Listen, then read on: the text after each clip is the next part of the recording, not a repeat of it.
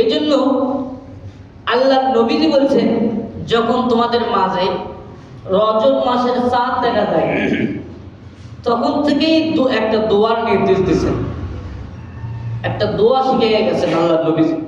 এই দোয়াটা আমরা যারা পুরুষ মানুষ আছে আমরাও করব, মা বোনেরা বাড়িতে আছে তাদেরকে যাও বলবো, তারাও যেন এই আমলটা বেশি বেশি করে। এই আমলটা রজব মাসেও করতে হবে, শাবান মাসেও করতে হবে। একটু খেয়াল করে, কোনো মানুষ যদি এই দোয়াটা পড়ে তো আশা করা যায় আল্লাহ তাআলা রজব এবং শাবান মাসে তার সব কিছুর মধ্যে বরকত দান করবে। সুবহানাল্লাহ। শুধু তাই নয়, আল্লাহ তাআলা তার হায়াতকে রমজান পর্যন্ত পৌঁছায় দেবে। সুবহানাল্লাহ। এটা আল্লাহ নবী বলেছেন। তাহলে দোয়াটা আমি পড়ি, আমার সাথে আপনারাও পড়েন। আল্লাহুম্মা বারিক লানা ফি রজাবা ওয়া শাবান ওয়া বাল্লিগনা রমাদান। এর অর্থ হলো, আল্লাহুম্মা, হে আল্লাহ, বারিক লানা, আমাদেরকে বরকত দান করো, ফি রজাবা ওয়া শাবান, রজব মাসে এবং শাবান মাসে। তাহলে আমাদেরকে কি দান করেন? বরকত দান করেন রজব এবং শাবানে। ওয়া বাল্লিগনা রমাদান, এবং আমাদেরকে পৌঁছায়া দেন রমজান পর্যন্ত। সুবহানাল্লাহ। মানে আমাদের হায়াতটা বৃদ্ধি করে দেন রমজান পর্যন্ত। হায়াত যদি নাও থাকে তবুও তোমার দরবারে আমাদের চাওয়া, তুমি আমাদের হায়াতটা বৃদ্ধি করে রমজানের মতো সম্মানী মাস, মোবারক মাস যেন আমরা ভালোভাবে কাটাইতে পারি, ওই পর্যন্ত হায়াতটা আমাদের করে দেন, বাড়ায় দেন। সুবহানাল্লাহ। হায়াত জিনিসটা এটা কিন্তু বাজেট করে রাখছে আল্লাহ তাআলা, রাখে নাই বলে? আল্লাহ তাআলা আগে থেকে এটা বাজেট করে দিয়েছে, কে কতদিন দুনিয়াতে বেঁচে থাকবে। এই হায়াতের সীমা আল্লাহ তাআলা দান করছেন। তারপরও দোয়া করার কি দরকার? প্রশ্ন আসতে পারে যে আমার হায়াত থাকলে বাঁচবো, না থাকলে বাঁচবো না, এই দোয়ার কি দরকার? দোয়ারও দরকার আছে। কারণ এমনও আছে যে কিছু কিছু ক্ষেত্রে আল্লাহ তাআলা হায়াতকে মুআল্লাক, মানে লটকায়া রাখে কিছু কিছু কাজের সাথে। যে বান্দা, তোমার আমি 60 বছর হায়াত দিলাম, সাথে 20 বছর আরো ফ্রি দিলাম, কিন্তু এই 20 বছরের জন্য কিছু শর্ত দিছি, লটকায়া রাখছে। মানে তুমি যদি দুনিয়াতে গিয়ে তোমার বাবা মার খেদমত ঠিক মতো করতে পারো, রিজাল রব্বি রিজাল ওয়ালিদাইন, পিতা মাতা খুশি আল্লাহ খুশি। তো তুমি যদি তোমার পিতা মাতার সেবা করে খুশি করতে পারো, তাহলে এই 20 বছর হায়াত যেটা মুআল্লাক আমি লটকায়া রাখছি, এটা তোমাকে আমি দিব। আর যদি না করো তাহলে কিন্তু ওই 60 বছরই থাকবে, আর 20 বছর যে বেড়ে দিলাম ওটা কিন্তু পাবা না। মানে এটা লটকায়া রাখছে। কি রাখছে? একটা হায়াত হলো 60 বছর ছিলমোহর মেরে দিছে, এর পিছনেও না এর আগেও না, আর 20 বছর ফ্রি দিছে আল্লাহ, লটকায় রাখছে। এটা শর্ত সাপেক্ষ। এটা করলে পাবা, না করলে পাবা না। তো হুবহু হায়াত যদি বৃদ্ধি নাই পেত, তাহলে নবীজি কিন্তু আমাদেরকে এই দোয়া শিখাইয়া দিতেন নাকি? নবীজি শিখাইয়া দিতেন না। হায়াত যে আল্লাহ তাআলা কখনো কখনো বৃদ্ধি করে দেয় কোনো কাজের বিনিময়ে, এটা এই দোয়ার দ্বারাই প্রমাণ হয়। কারণ দোয়ার শেষে বলা হয়েছে ওয়াবাল্লিগনা রমাদান, আল্লাহ আমাদের হায়াতকে রমজান পর্যন্ত পৌঁছায় দাও। তাহলে দোয়া করার মালিক হলো আমরা, বাকি ফলাফল দেওয়ার মালিক কে বলে? আল্লাহ তাআলা। এমনও দেখেন, খেয়াল করে, যে এই যে দোয়াটা আমরা পড়লাম, হায়াত যদি না থাকে, হায়াত না থাক, দোয়া করা তো নিষেধ নেই, আছে বলেন তো? এমনও কথা আছে যে কোনো মানুষ এই দোয়াটা পড়তেছিল, সবসময় দোয়াটা পড়তেছিল এই রজব মাসে এবং শাবান মাসে, সবসময় এই দোয়াটা করতো যে আল্লাহ রমজান পর্যন্ত হায়াত বৃদ্ধি করে দাও। মনের মধ্যে একটা আকাঙ্ক্ষা, যদি ভাগ্যক্রমে রমজান মাসটা পাওয়া যায় তাহলে রোজা তো কর্ম, তারাবিও কর্ম, অতিরিক্ত ইবাদত বন্দি করে কাটাবো, মনের মধ্যে একটা তামান্না। তো এই আশা নিয়েও এই দোয়াটা পড়তে পড়তে রমজানের আগেই যদি ওই মানুষটা মারা যায়, এরকম কিতাবের মধ্যে আছে, তো ওই মানুষটার মনের মধ্যে যে একটা আশা আকাঙ্ক্ষা ছিল, একটা নিয়ত ছিল, তো আল্লাহ তাআলা ওই মানুষ জীবিত থাকে রমজান মাসে ইবাদত করলে যেরকম সব পাইতো, আল্লাহ তাআলা হুবহু ওই মানুষের আমলনামায় সেই রকম সবই দান করবে। সুবহানাল্লাহ। কত চমৎকার কথা দেখেন তো। এই জন্য আমাদেরকে বেশি বেশি এই দোয়াটা করতে হবে, আল্লাহুম্মা বারিক লানা ফি রজব ওয়া শাবান ওয়া বাল্লিগনা রমাদান। হে আল্লাহ, তুমি আমাদের বরকত দান করো। কিতাবের মধ্যে আছে এখানে বারিক লানা শব্দ, বরকত শব্দ, এটা ব্যাপক অর্থে ব্যবহার হয়েছে। এই দোয়া যদি কেউ বেশি বেশি পড়ে তাহলে আল্লাহ তাআলা ওই মানুষের হায়াতের মধ্যে বরকত দান করবে, রিজিকের মধ্যে বরকত দান করবে, কামাই রোজগারের মধ্যে বরকত দান করবে, কাজ কামের মধ্যে বরকত দান করবে। হে আল্লাহ, তুমি আমার কাজের মধ্যে বরকত দান করো। রজব এবং শাবান মাসে এত কাজের মধ্যে বরকত দান করো যে এই 2 মাস আমি এত কাম করব, রমজান মাসে যেন কামের পিছে আমাকে সময় দিতে না হয়। রমজান মাসে আমি একটু ফ্রি থাকিয়ে তোমার ইবাদত বেশি বেশি করে কাটাবো। সুবহানাল্লাহ। হে আল্লাহ, এই 2 মাসে আমার ব্যবসা বাণিজ্যের মধ্যে এমন বরকত দান করো, আমার টাকা পয়সার মধ্যে এমন বরকত দান করো, রমজান মাসে যেন টাকা পয়সায় পিছনে ছুটতে না হয়, আমি যেন বেশি বেশি করে তোমার ইবাদতের পিছনে ছুটতে পারি, এর মধ্যে বরকত দান করো। হে আল্লাহ, তুমি আমার হায়াতের মধ্যে বরকত দান করো, যেন আমি এই মূল্যবান হায়াতকে মূল্যবান মাসে রমজান মাসে যেন বেশি বেশি তোমার ইবাদত করে কাটাইতে পারি। সুবহানাল্লাহ বলে। এই জন্য আল্লাহ তাআলার কাছে আমাদেরকে বেশি বেশি দোয়া করতে হবে। আল্লাহ, আল্লাহুম্মা বারিক লানা, আল্লাহ তুমি আমাদেরকে বরকত দান করো। বরকত দিওর মালিক কে? জোরে বলেন আল্লাহ। আল্লাহ যদি বরকত না দেয়, যতই কামাই করি কিন্তু পকেট খালি, ঠিক কিনা বলে? হ্যাঁ না? অনেক টাকা কামাই করি কিন্তু থাকে না। কারণ কি? পরিবারের খরচা বেশি, ছেলে মেয়ে অসুস্থ, বিবি অসুস্থ, হয় না এখানে চিকিৎসা করে, হয় না বুকরা হচ্ছে না, ঢাকায় পাঠিয়ে দিচ্ছে, যাও। ঢাকায় হয় না, এবার আরো দূরে চলে যাও, নাকি? বরকত নাই, বরকত নাই। আবার আল্লাহ যদি কারো রিজিকের মধ্যে বরকত দেয়, কামাই করে অল্প কিন্তু সংসারে খরচ কম, আল্লাহ অসুখ বিসুখ কম দেয়, কি দেয়? অসুস্থতা কম দেয়, খরচাও কম, নাকি? কখনো খায়া আলহামদুলিল্লাহ বলে, কখনো না খেয়ে আলহামদুলিল্লাহ বলে, সুখে দুঃখে আলহামদুলিল্লাহ বলে। কি বলে? সুখে দুঃখে আলহামদুলিল্লাহ পড়া, এটা জান্নাতে মানুষের সিফত। খায়াও আল্লাহর শুকরিয়া আদায় করবে, না খায়াও আল্লাহর শুকরিয়া আদায় করবে, এটাই হলো জান্নাতে মানুষের সিফত। আর যদি এই গুণটা আমার মধ্যে না থাকে, যখন আসে তখন বলবো আল্লাহ তুমি আমাদের অনেক দিয়েছো, আলহামদুলিল্লাহ। যখন নাই, আল্লাহ তুমি ওই মানুষকে দিলে কিন্তু আমাকে দিলে না, ওই মানুষকে দেখলে কিন্তু আমাকে দেখলে না, এটা না শুক্র হয়ে গেল, কি হয়ে গেল? আল্লাহ বেজার হয়ে যাবে, কি হয়ে যাবে? আল্লাহ বেজার হয়ে যাবে। এই জন্য আল্লাহ তাআলার কাছে সব সময় বরকতের দোয়া করা। কি করা? কামাই কম হোক, যদি বরকত থাকে সুখ থাকবে, কামাই বেশি যদি বরকত না থাকে সুখ থাকবে না, কি থাকবে না? সুখ শান্তি থাকবে না। বেশি বেশি বরকতের দোয়া করতে হবে।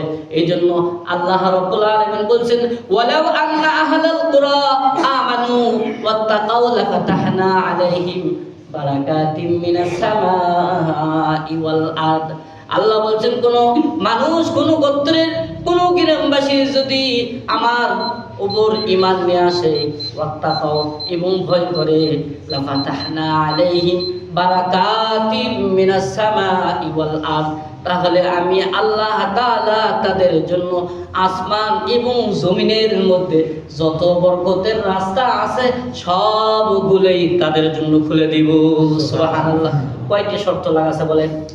2টি শর্ত। একটা হলো আল্লাহ বলছেন ওয়ালাউ আন্না হালাল কুরা আমানু, 1 নম্বর হলো ঈমান নিয়ে আসতে হবে। 2 নম্বর হলো ওয়াত্তাকাউ, আল্লাহকে ভয় করতে হবে। ঈমান আর ভয় 2টা জিনিস যদি থাকে তাহলে আল্লাহ তাআলা বরকত দেবে। আর যদি এই 2টা জিনিস না থাকে তাহলে কিন্তু আল্লাহ তাআলা বরকত দিবেন না।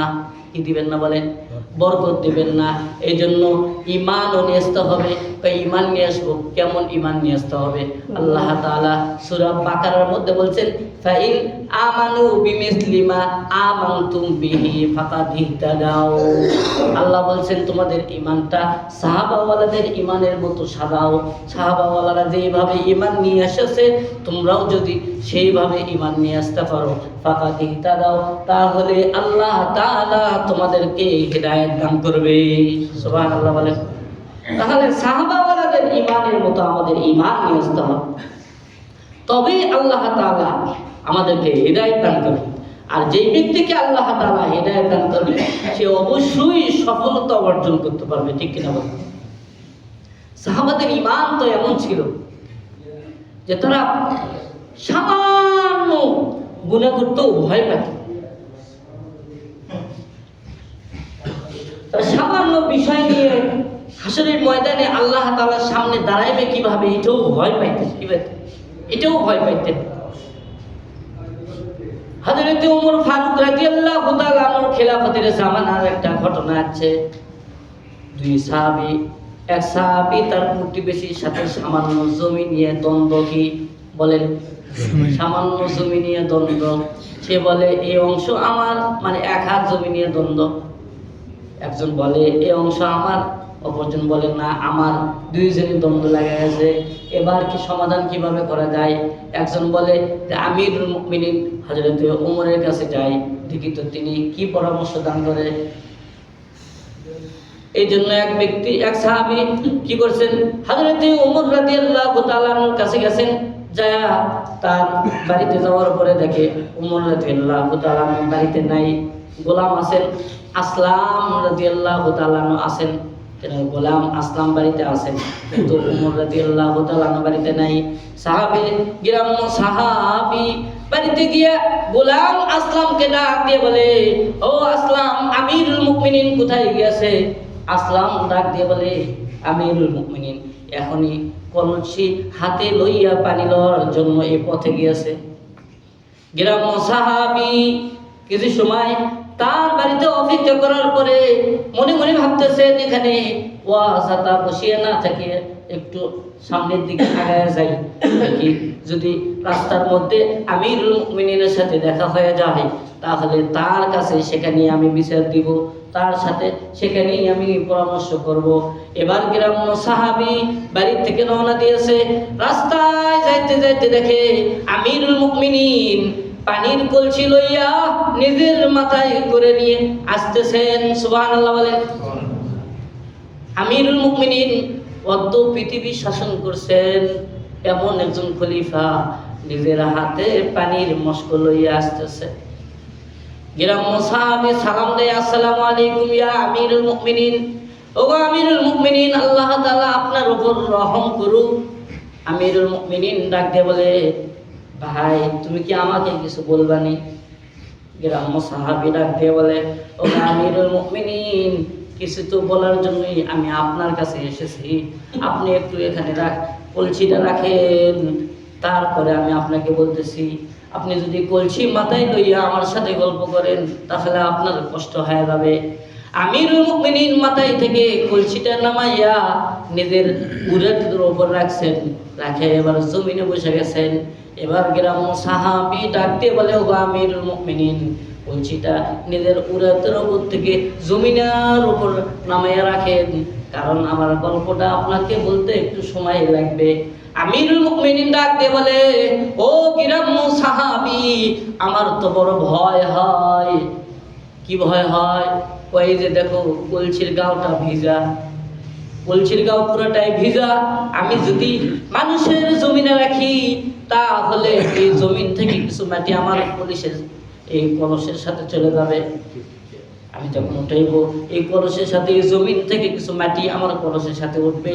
আর হাসরের ময়দানে আল্লাহ তাআলা যদি আমাকে ডাক দিয়ে বলে যে ওমর, তুমি যে একজন কাফের ছিলে, আমি আল্লাহ তাআলা তোমাকে হিদায়াতের পথ দেখাইছিলাম। আমি আল্লাহ তাআলা তোমাকে মুসলমান বানানোর পরে মুসলমানদের বড় খলিফা বানাইছিলাম। এবং আমার নবীর জবান দ্বারা তোমাকে জান্নাতের সার্টিফিকেট দান করেছিলাম। এত পাওয়ার সত্ত্বেও তুমি কেন মানুষের জমিন থেকে এতটুকু মাটি আত্মসাৎ করছো বলো? কেমন মানুষ ছিলেন? অথচ এই সামান্য মাটি কোনো ব্যাপারে নেই। ব্যাপার বলেন তো, কোনো ব্যাপারে নেই। কিন্তু আল্লাহর ভয় এই পরিমাণ যে আল্লাহ যদি ধরে বসেছে। এই কথা যখন বলছেন গ্রাম্য সাহাবী, এবার আমিরুল মুমিনিনের সাথে কোনো কথা না বলে যে আমার কাজ হয়ে গেছে, আমি যে বিচারটা আপনার কাছে দিতে এসেছিলাম বিচার আর দিতে হবে না, কারণ আমার কাম হয়ে গেছে, আমি গেলাম। আমিরুল মুমিনিন ডাক দিয়ে বলে, ও ভাই তুমি কেন আসলে, কেন যাইতেছো, কি কাজ হলো? কিছুই তো আমারে তুমি বললে না। তাহলে তুমি বলতেছো তোমার কাজ হয়ে গেছে, তুমি কেন চলে যাচ্ছ আমাকে বলো। এবার গ্রাম্য সাহাবী ডাক দিয়ে বলে, ও আমিরুল মুমিনিন, আমি আপনার কাছে এসেছিলাম আমার এক প্রতিবেশীর সাথে এক হাত জমি নিয়ে দ্বন্দ্ব। সে বলে এই এক হাত জমি নাকি তার, আমি বলি আমার। কিন্তু আপনার কাছে আসার পরে সামান্য মাটি আপনার কলসের গায়ে লাগবে, এই ভয়ে আপনি জমিনে কলসটা রাখতেছেন না। তো এই কথা শোনার পরে আমারও অন্তরে বড় ভয় আসে গেছে যে সত্যি যদি ওই এক হাত জমিন আমার না হইয়া আমার প্রতিবেশীর হয়, আর আমি যদি ওটা জোর করিয়া দখল করিয়া খাই, হাসরের ময়দানে আল্লাহ তাআলা যদি আমাকেও জিজ্ঞাসা করে তুমি কেন তোমার প্রতিবেশী থেকে এক হাত জমিন জোর করে ভোগ করেছো, হিসাব দাও। ওগো আমিরুল মুমিনিন, সামান্য কলসের সাথে আপনার অন্য মানুষের জমিনের একটু মাটি লাগবে, সেই ভয়ে আপনি কলসটা জমিনে রাখতেছেন না। আর আমি কেমনে আমার প্রতিবেশীর এক হাত জমিন আমি জোর করে খাবো? আমারও তো ভয় হয়, এই জন্য আমি আপনার কাছে আর বিচার দিব না। আমি এখনই বাড়িতে যাব, বাড়িতে যাওয়ার পরে আমার প্রতিবেশীকে ডাক দিয়ে বলবো, ভাই এক হাত কেন, তোমার যত মন চাই তুমি বাদিয়ে লাও, তোমার অংশ তুমি লাও হাসরের ময়দানে, তবুও যেন আল্লাহ তাআলার সামনে আমাকে দাঁড়াতে না হয়। সুবহানাল্লাহ। এই জন্য আল্লাহ বলছেন ফাইন আমানু বিমিসলিমা আমানতুম বিহি ফাকাদ ইহতাদাও, যদি ঈমান আনতে হয় তাহলে সাহাবাদের মতো ঈমান আনো। তাদের মধ্যে কেমন ভয় ছিল, যদি এমন ঈমান আনতে পারো তাহলে আল্লাহ তাআলা তোমাদেরকে হিদায়াত দান করে দেবে। সুবহানাল্লাহ। তাহলে বলতেছিলাম দুইটা কাজ করলে আল্লাহ তাআলা আসমান জমিনের মধ্যে যত বরকত আছে সমস্ত বরকতের দরজাগুলো খুলে দেবে। একটা হলো ঈমান নিয়ে আসতে হবে, দুই নম্বর হলো ওয়াত্তাকাও, আল্লাহ তাআলাকে ভয় করতে হবে।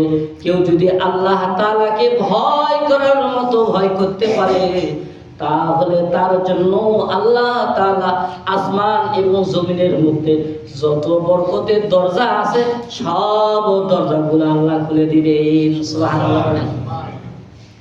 হযরত আমিরুল মুমিনিন আরেকটা ঘটনা বলি, আল্লাহর ভয়, এটা বলে আমি শেষ করে দিব। হযরত আমিরুল মুমিনিন জুম্মার দিনে মসজিদের মেম্বারে খুতবা দিতেছেন, এমন সময় একজন দাঁড়ায় বলে, ওগো আমিরুল মুমিনিন খুতবা পড়ে দেন, আমার একটা বিচার আছে, আগে এর বিচার হবে তারপরে খুতবা দিতে হবে। কাকে বলে বলেন তো? একজন আমিরুল মুমিনিন, একজন নেতা, অর্ধ পৃথিবী শাসন করে যায়, তাকে খুতবা পড়ে দেন, আগে বিচার কি হবে, বিচার হবে। আর আমাদের নেতা খেতা বললে তো একবারে ওই বোন না হতে না একবারে উদাও নাকি নাই। আমিরুল মুমিনিনকে যখন এমন কথা বলছে একজন গ্রাম্য সাহাবী, আশেপাশে যারা আছে তারা তো রাগে খালি কটমট করতেছে, এবারে কি কয়, এখন কিছু কয় না, পরে বলা যায় না।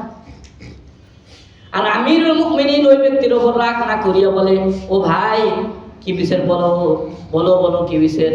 এবার গ্রাম্য সাহাবী ডাক দিয়ে বলে, ওগো আমিরুল মুমিনিন, বাইতুল মাল থেকে সকলেই যে কাপড়ের টুকরো পাইছে, আপনিও পাইছেন, আমিও পাইছি, আপনার ছেলেও পাইছে, অনেকেই পাইছে।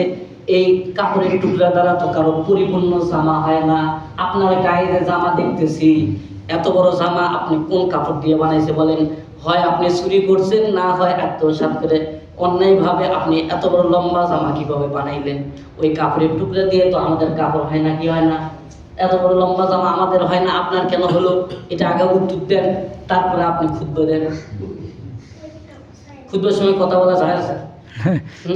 কারণ গ্রাম্য মানুষ খুতবা, জুম্মার খুতবার সময় কথা বলা দেবেন, কারণ খুতবাই 2 রাকাত নামাজ। খুতবা কি 2 রাকাত নামাজ। যত যায় হয় যাই কথা করছে, আপনি তো করবেন এই চুপ থাক, আপনারও দোষ আছে, ঠিক আছে? কারণ খুতবাই 2 রাকাত নামাজ। যখন নামাজ 4 রাকাত হয়, 2 রাকাত পড়েন কেন? আর 2 রাকাত খুতবার দ্বারা আদায়, কি হয়? খুতবার দ্বারা আদায়। এজন্য খুতবার সময় মুখ বন্ধ, চুপচাপ শোনা লাগবে। কি খুতবা শোনা লাগবে? খুতবা দেওয়া ফরজ, শোনা ওয়াজিব, শোনাই লাগবে, না হলে গুনাহগার। তো যাই হোক, ওমর রাদিয়াল্লাহু তাআলা বলতেছে যে ভাই, তুমি সুন্দর একটা প্রশ্ন করছো, চমৎকার প্রশ্ন করছো। এই প্রশ্নটা করে তুমি আমাকে অনেক বড় দোষ থেকে রক্ষা করবে, কারণ এই মনের ভাব আরো অনেক মানুষের মধ্যে থাকতে পারে। সেই জিনিসটা এখন পরিষ্কার হয়ে যাবে, আর কারো মনের মধ্যে সন্দেহ থাকবে না। এবার ওমর রাদিয়াল্লাহু তাআলা নিজের সন্তান আব্দুল্লাহকে ডাক দিয়ে বলে, আব্দুল্লাহ, তুমি আমার পক্ষ থেকে উত্তরটা দিয়ে দাও। এবার সন্তান দাঁড়ায় বলে যে আমার পিতার পক্ষ থেকে আমি তোমাদেরকে উত্তর দিয়ে দিই। তা হলো যে এই যে লম্বা জামা দেখতেছেন, তার এত বড় জামা হওয়ার কারণ হলো বাইতুল মাল থেকে আব্বাও 1 টুকরো কাপড় পাইছে, আমিও 1 টুকরো কাপড় পাইছি। কাপড় দুটো এক জায়গায় করলে একটা জামা হয়, কিন্তু আলাদা করলে আমারটাও হয় না, আমার বাবারটাও হয় না। যখন আলাদা আলাদা একটাও হয় না, তখন আমার কাপড়ের টুকরাটা আমার বাবাকে আমি দিয়েছি। এই জন্য 2টা কাপড় একত্রিত করার পরে আমার বাবার লম্বা জামা হয়েছে। সুবহানাল্লাহ। বুঝতে পারলেন? এটা হলো ভয়। তো যাই হোক, বলতেছিলাম রজব মাস বড়ই সম্মানের মাস, বড়ই বরকতের মাস। যদি বরকত পাইতে চাই, যদি আমাদের হায়াতকে বৃদ্ধি করতে চাই, তাহলে আল্লাহ নবী যে দোয়াটা শিখে গেছে, এই দোয়াটা নিজেরাও করবেন, নিজের পরিবারে যারা আছে তাদেরকে যে আজকেই শিখাবেন, পারবেন না ইনশাআল্লাহ? শুরুতে আমি দোয়াটা বলছিলাম, অনেকে পড়ে যাচ্ছেন, তো আমি আবারও বলি, আপনারা একটু আমার সাথে বলেন। যাদের মুখস্থ আছে এই 2 মাস বেশি বেশি পড়বেন, যাদের মুখস্থ নাই তারা হুজুরের কাছে বসিয়া দোয়াটা অবশ্যই লিখে দিবেন, না হয় মুখস্থ করে দিবেন, পারবেন না ইনশাআল্লাহ? আমার সঙ্গে বলেন, আল্লাহুম্মা